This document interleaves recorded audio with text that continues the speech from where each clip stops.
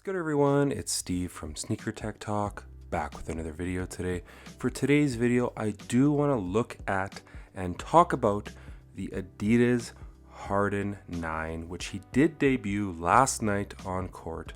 I know we've been seeing leaks of this shoe for quite some time now, but I did want to talk about the performance overview of what we will be getting within this basketball shoe right here. Now, obviously with last year, or I guess this year with the Harden Volume 8 that did debut back early in the new year, it was a fantastic performing basketball shoe. You know, it had very aggressive traction, full-length boost from heel to forefoot, very plush setup, pretty distinct design with those kind of EVA wraps on the side panels on both sides, and then that sock-like fit on the upper. Just a superb basketball shoe, not a perfect basketball shoe, but a superb performance basketball shoe that you can get on sale right now at a great price. Now, obviously last night, James Harden of the Los Angeles Clippers did debut the Adidas Harden 9. Now, we've been seeing leaks for this shoe online for like months and months now. A lot of people, I think in the beginning, thought they were the AE2s, but then it came to be that they were the Harden Volume 9.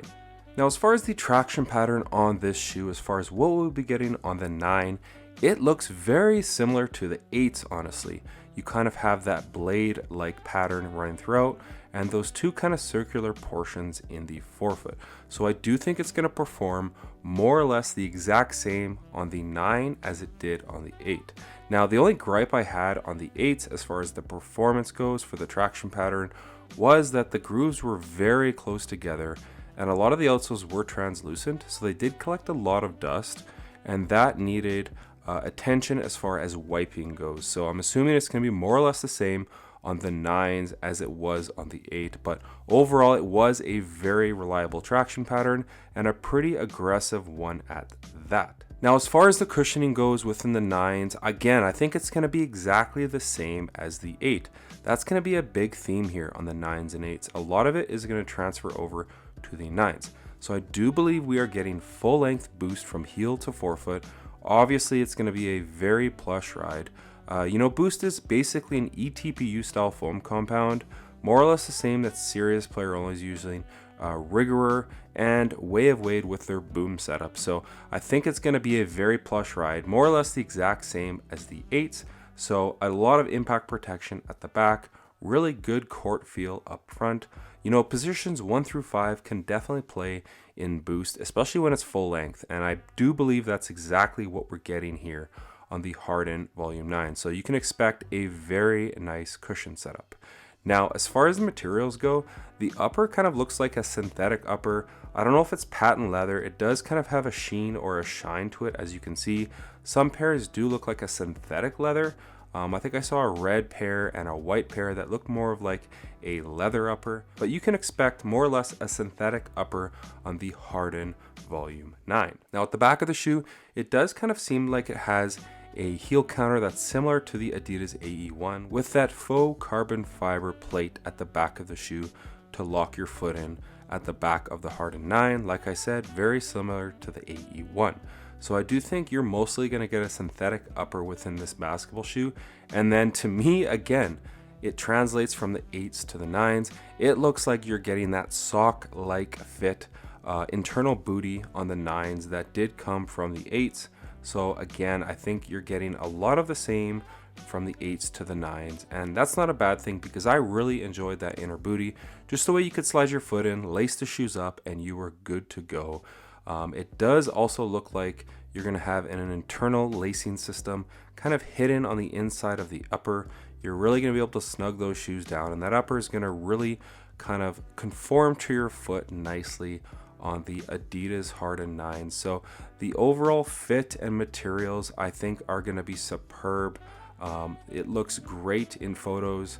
The last couple years of Adidas basketball has been awesome. Like, they're really taking a ton of the market share, at least for Adidas AE1s.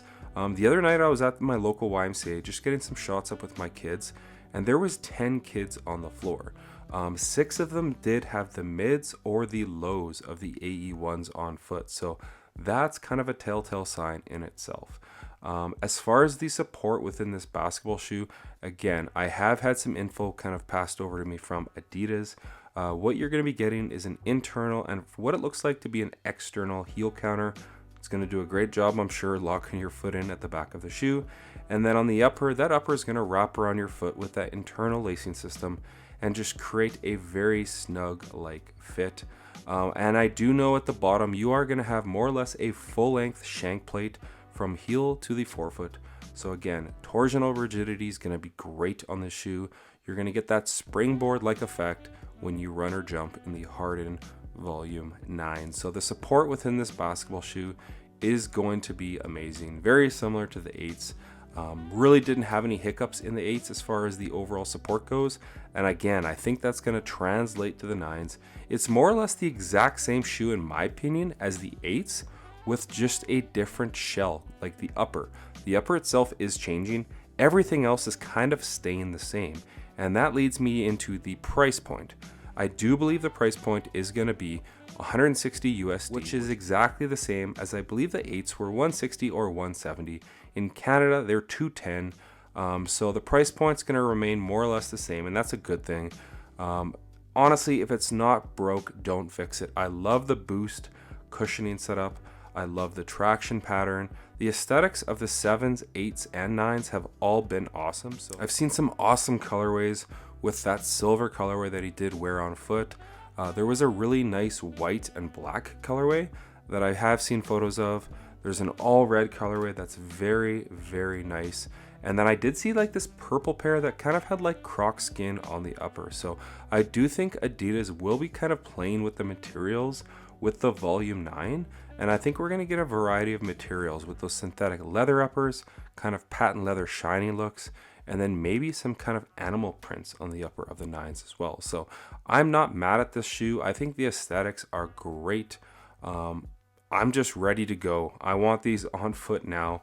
I'm not sure about the release date. I think it's going to be January, but if I do find out before I post this video, I will put something down in the comments or on screen as far as the release date. That's going to do it for today's video on kind of the performance breakdown of the Adidas Harden Volume 9. Sound off in the comments what you guys think of this model and just Adidas in general, kind of what they've been doing with their basketball shoes in the last 2 or 3 years. I think they've had a huge resurgence, not to mention the Dame line and the Donovan Mitchell line as well. I haven't got my hands on his newest signature shoe, but I am very much looking forward to getting those on court here before the end of the year or in early 2025. Like I said, that's going to do it for today's video. As always, if you guys could like, comment, and subscribe, that would definitely help the channel a ton.